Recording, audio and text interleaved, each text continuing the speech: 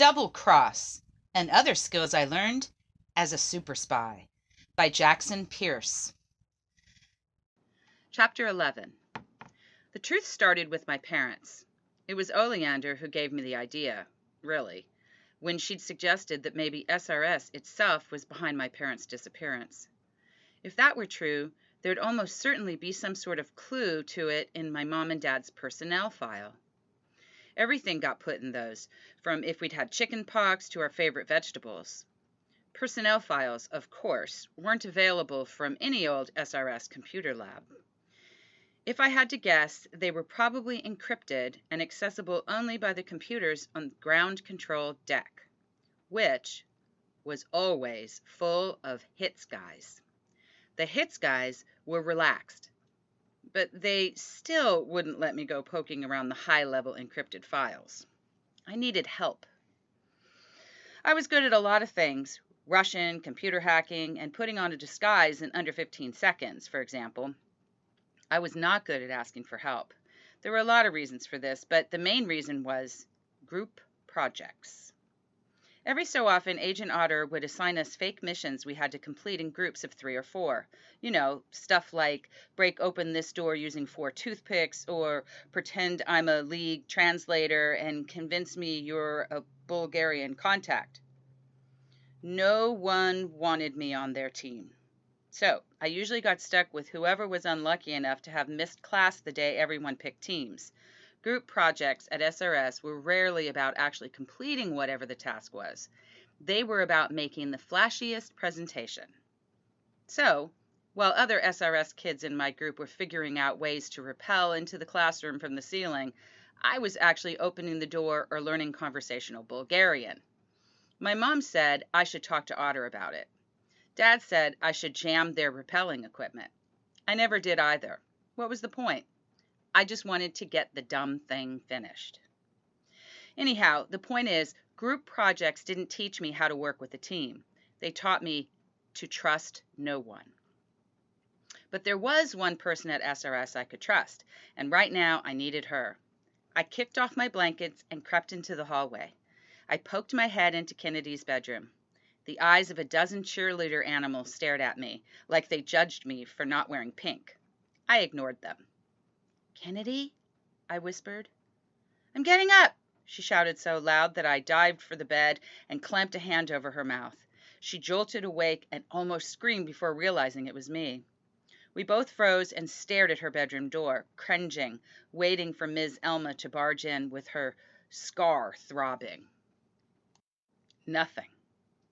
I slowly shut the door behind me.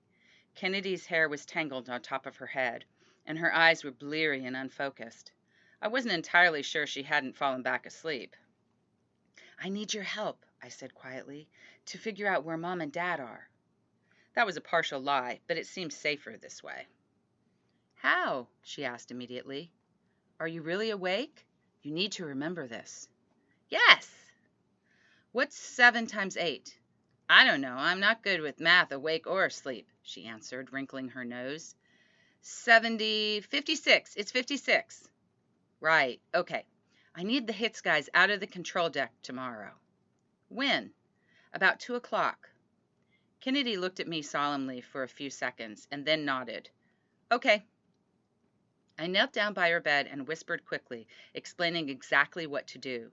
She recited it all back to me 4 times before I nodded and stood. "Are you sure you've got it?" I asked warily. "We can go over it again." She rolled her eyes and flopped back onto her blankets, curling them around her like a nest. "I've got it, Hale." And then she was asleep again. I wished it were that easy for me. Truthfully, there were worse things than janitorial duty. I mean, SRS didn't really get that dirty, since there wasn't much of an outdoor space.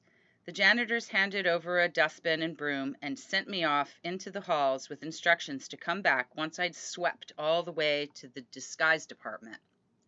Truthfully, they seemed pleased that I was in trouble, like they were proud of me causing a little chaos. "Except that lockdown," one of the janitors said in a thick Bosnian accent. "I was stuck in the cafeteria by the garbage bins." Zumaji, I said, which is, I'm sorry in Bosnian. I didn't speak it as well as French and Russian, but I knew how to apologize and say, I like your shirt, which meant the janitors liked me way more than they liked any of my classmates. I wandered off, poking at the floor with the broom. The classrooms were on this hall. Through a window, I saw Walter doing push-ups. I wound through SRS, running the end of the broom along the baseboards until I finally arrived at the control deck. I glanced in, assessing.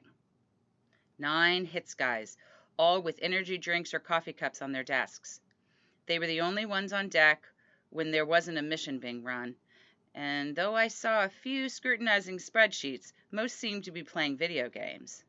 The gigantic screen in front of the room blinked, updating the world map full of little dots where active agents were.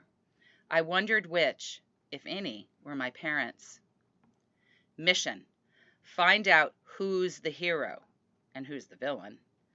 Step 1: get onto the control deck. "Hail!" one of the hits guys called out. He waved to me, his fingers thick with dust from a tub of cheese puffs.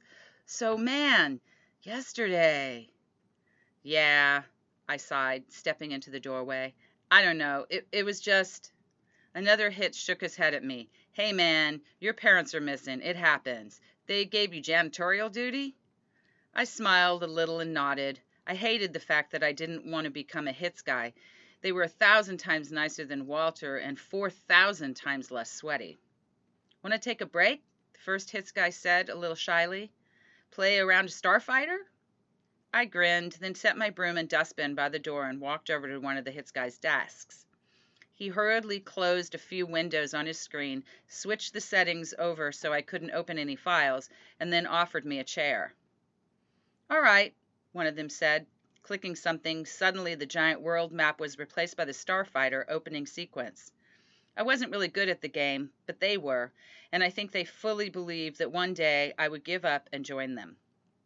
And when that day came, I guess they wanted me to already be good at their favorite game. "We got the expansion pack," one of the hits guys explained. "I thought you said it didn't come out for another few months." "It doesn't," he said with a wicked smile. "Come on, Hale. We're the tech guys at an elite spy organization, and you don't think we can break into Starfighter servers?" I laughed and forced myself to slouch and relax as we started up a game. I stole a glance at the clock every time we paused the game so they could take long swigs from their energy drinks or coffees. 1:53. Come on, Kennedy. I felt dumb worrying. This was the 9-year-old who broke into League headquarters. Surely she could handle sneaking out of class for this. 1:57. We started up another game, and I began to lose faith. What if she'd been caught? She'd get punished again, and it would be my fault. The intercom by the center computer beeped loudly, a light at the top flashing red. The hits guys froze the game. The team leader cleared his throat, and the others sank down into their desks, throwing me out of the chair like one big choreographed motion.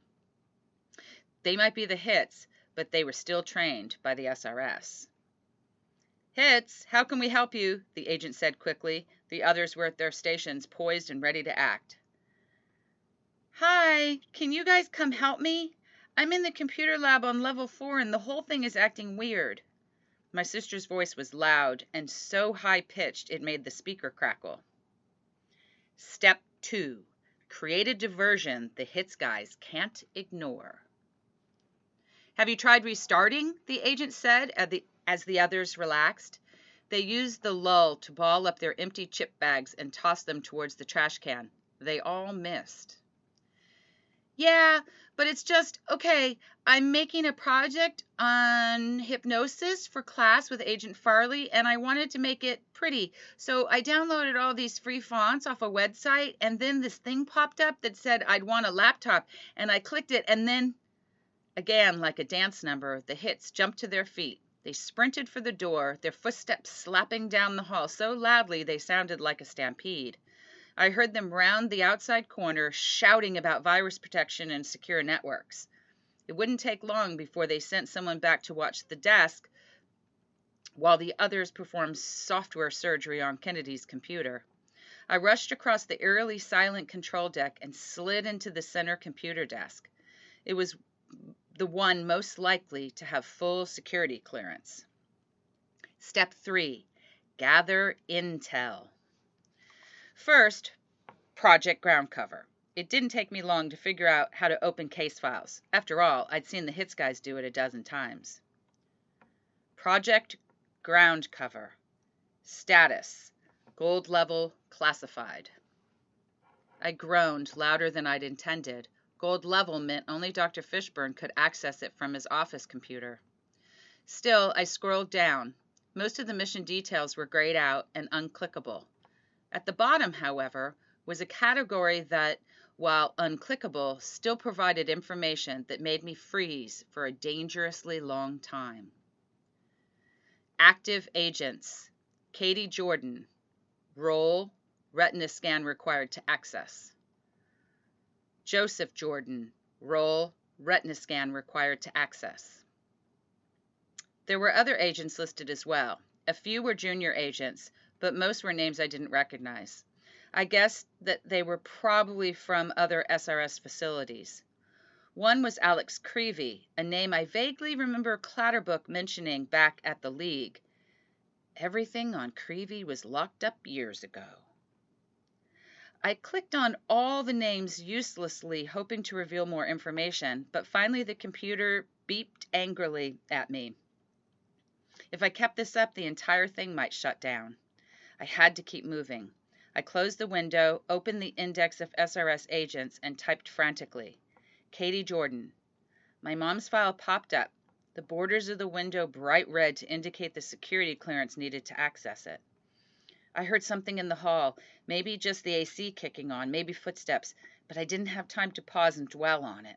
The computer slowed as the system struggled to pull up the hundreds of missions she'd participated in, Project Ground Cover included. Meanwhile, Dad's face appeared slightly smaller beneath hers under the heading Current Partner. Finally, the computer caught up and I scrolled down frantically. Status. I just needed to see her status.